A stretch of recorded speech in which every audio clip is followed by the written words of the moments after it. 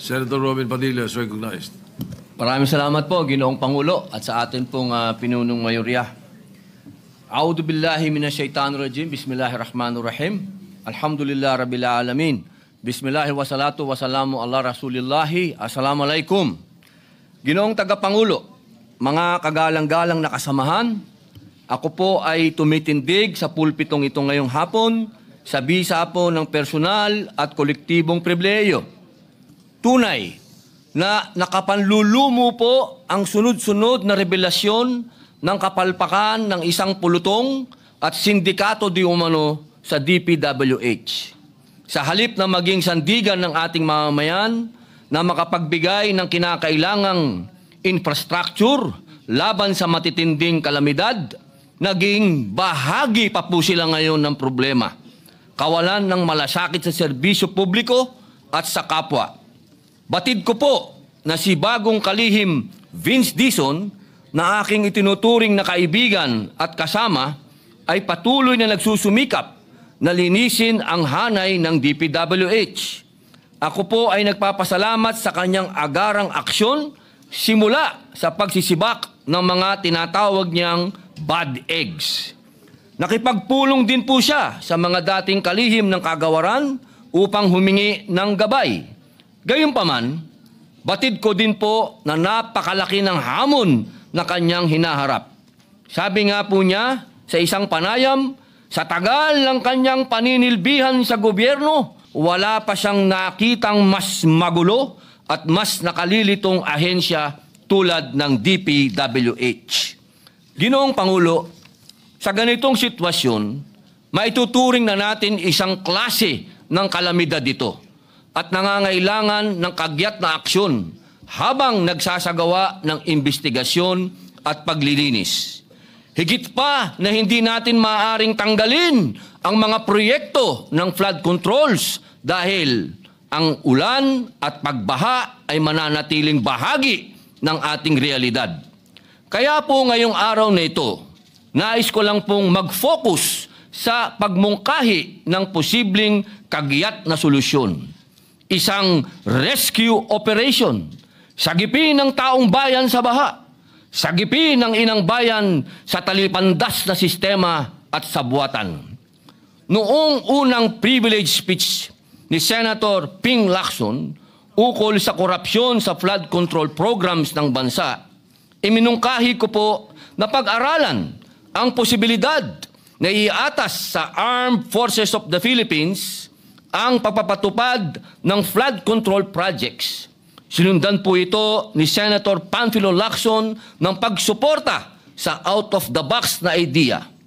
At nagpahayag na din po si Secretary Dizon ng pagiging bukas sa posibilidad na makipag-partner sa AFP Corps of Engineers sa pagsasagawa ng infrastructure projects bunsod ng mabuting karanasan niya nang makatuwang sila sa paggawa ng mga kalsada noong siya po'y nasa Clark Development Corporation pa.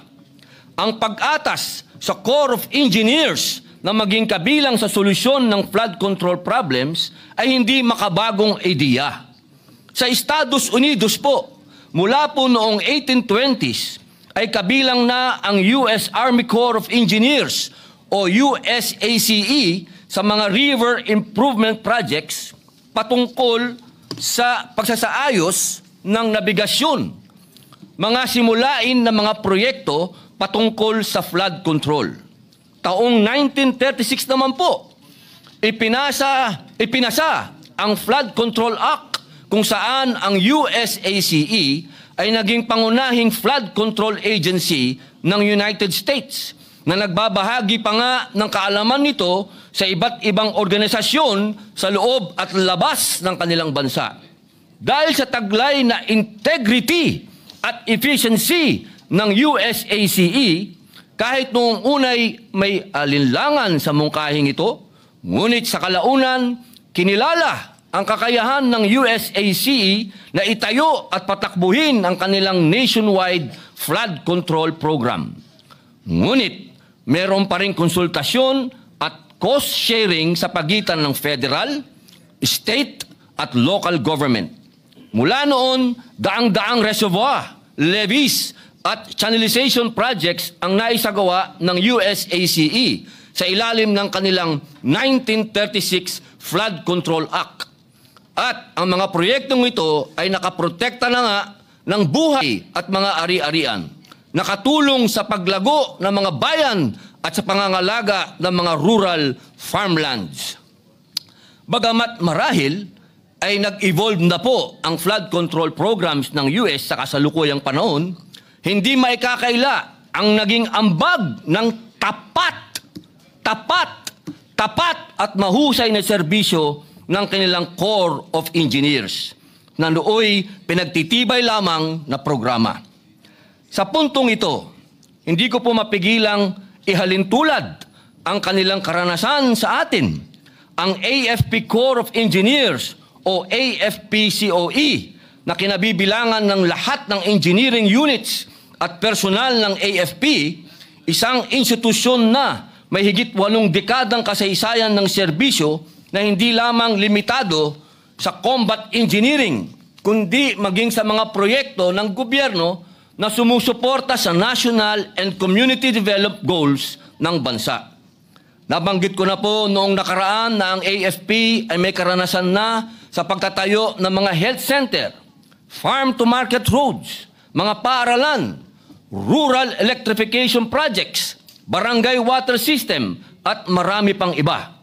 Isang halimbawa pa po, ang mga airport development projects na isinagawa ng AFP-COE sa mga taong 2020, 2021, at 2022. Bagamat hindi po ito mga flood control projects, ipinakita ng mga ito ang kakayahan ng AFP-COE na magsagawa ng malakihan at mahalagang proyekto.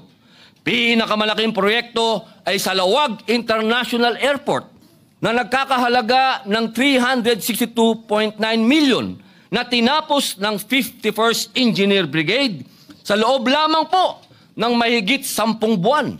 Mahigit pa sa halagang ito ang pinapatalo di umano sa kasino ng mga tiwaling engineer ng DPWH. Yan pong Cotabato Airport Development Project na isinagawa ng 54th Engineering Brigade na may approved budget for the contract o ABC na 158.6 million. 124.4 million lang po ang naging contract amount niyan. May savings pa. Ganon din po sa Vegan Airport Development Project na isinagawa ng 350 feet Aviation Engineer Wing, yung extension of runway project na may ABC na 67.9 million. Ang aktual na contract amount ay 60.4 million lamang. Meron na naman pong savings. Sa gitna po ng mga usapin na sumisira ng tiwala ng taong bayan sa pamahalaan, nananatili po ang AFP na isa sa mga ahensya na may mataas na trust at satisfaction rating. Katunayan nga po nitong Hulyo lamang, ayon sa tugon ng masa nationwide survey ng Okta Research, ang AFP po ay may 81% trust rating at 82% satisfaction rating. Mission-driven, disiplinado at matapat, yan ang hanay ng ating mga kasundaluhan, kabilang ang AFP-COE. Ang ating AFP ay nagsisilbing bilang isa sa mga pangunahing katuwang ng pamahalaan tuwing may sakuna, mapabagyo, pagbaha o lindol, pandemya man yan. Ang AFP ay isa sa mga unang rumiresponde upang magbigay ng agarang tulong sa mga apektado. Ginoong Pangulo, mga kasamaan, muli, inihahain ko sa mataas na bulwagang ito ang aking mungkahi na pag-aralan at isaalang-alang na magkaroon ng mas aktibong papel ang AFP-COE sa paglutas ng pambansang suliranin sa flood control, lalo na sa agarang paggawa o pag-aayos ng mga non-existent o severely damaged na mga infrastructure sa mga highly flood-prone areas. Gayunpaman, Pinapaubaya ko po pa rin sa ating mahal na Pangulo bilang Commander-in-Chief ng Sandatahang Lakas at pinuno ng sangay ng Executive. Gayon din sa bagong talagang DPWH Secretary, DND, AFP at iba pang ahensya ng pamahalaan ang pag-aaral at pagpapasya sa mungkahing ito. Sapagkat tulad ng nangyari sa USACE, kung madadagdagan ng tungkulin ang AFP-COE, marami pong kakailanganin ding mga karagdagang kagamitan, tauhan, kaalaman at kakayahan. Ipinagkakatiwala ko po sa inyo ang masusing pag-aaral ng mungkahing ito. Ginoong Tagapangulo, ako po ay isang reserve officer katulad po ni Senator Mig Zubiri na may ranggong Lieutenant Colonel sa Philippine Army. Nauunawaan ko po ang pangunahing tungkulin ng Sandatahang Lakas ay ang protektahan ang Estado at ang mamamayan at tiyakin ang soberenya at integridad ng pambansang teritoryo. Ngunit, dahil sa track record ng AFP, kumpiyansa ako na kung maatasan sila hinggil dito, ay mapupunta sa wastong pamamalakad ang kaban ng bayan sa hilip na dumadaloy ito sa bulsa ng mga tiwali. Ginoong Pangulo, sa tapat na paglilingkod kasama ang AFP-COE bilang sandigan, hindi lamang sa infrastructure ng ating mapapatibay, kundi pati ang tiwala ng sambayanan. At sa bawat pag-ahon mula sa baha, sabay nating maiahon ang kanilang pag-asa. Tandaan po natin, hanggat may baha, may buhaya. Maraming salamat po, Ginoong Pangulo.